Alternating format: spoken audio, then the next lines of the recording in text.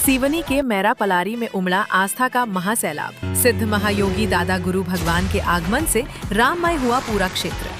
अखंड सुंदरकांड के पावन धाम पहुंचे महाराज श्री गणेश सिंगोर के गृह आगमन पर उमड़ा आत्मीय श्रद्धा का सैलाब। भक्ति के साथ पर्यावरण का बड़ा संदेश।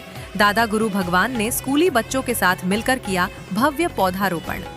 मैं हूँ ज्योति पांडे और आप देख रहे हैं उद्घोष न्यूज चैनल। जैसा कि आपने हेडलाइंस में देखा, आस्था, अध्यात्म और पर्यावरण का एक ऐसा अलौकिक और मनमोहक संगम मध्य प्रदेश के सिवनी जिले में देखने को मिला है, जिसने पूरे क्षेत्र को सराबोर कर दिया है। सिवनी जिले की केवलारी तहसील के अंतर्गत आने वाले पावन धाम श्री हनुमान मंदिर मैरा पलारी में बीते मंगलवार 14 जुलाई 2026 को एक नया इतिहास रच गया। अवसर था सिद्ध महायोगी दादा गुरु भगवान जी के पावन और मंगल आगमन का। स्वागत बेला से लेकर महाराज जी के प्रस्थान तक वहाँ भक्ति का जो अनूठा सैलाब उमड़ा, उसकी गवाही ये तस्वीरें खुद दे रही हैं। इस महाआयोजन की स्वागत बेला इतनी भव्य और असरदार थी कि देखते ही बनती थी। जैसे ही सिद्ध महायोगी दादा गुरु भगवान जी का आगमन हुआ, पारंपरिक वेशभूषा में सजी छोटी छोटी मासूम बेटियों ने सिर पर मंगल कलश धारण कर महाराज जी की आत्मीय अगवानी की। पूरा परिसर जय श्री राम और दादा गुरु भगवान की जय के गगनभेदी नारों से गुंजायमान हो उठा। इसके बाद महाराज जी ने सीधे मंदिर के गर्भगृह में जाकर पवनपुत्र हनुमान जी के चरणों में शीश नवाया और क्षेत्र की सुख समृद्धि की कामना की। आपको बता दें कि मैरा पलारी के इस हनुमान मंदिर की महिमा निराली है। समिति श्री हनुमान मंदिर मैरा के तत्वावधान में यहाँ बीते वर्ष 9 सितंबर 2025 से निरंतर अखंड श्री सुंदरकांड पाठ का महाअनुष्ठान चल रहा है, जो आज भी अनवरत जारी है। इतना ही नहीं, यहाँ हर मंगलवार और शनिवार को होने वाली महाआरती में शामिल होने के लिए दूर दूर से श्रद्धालु खिंचे चले आते हैं।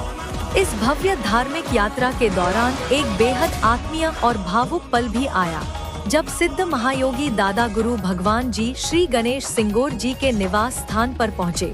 महाराज जी ने सिंगोर परिवार के घर पर कुछ पावन पल बिताए।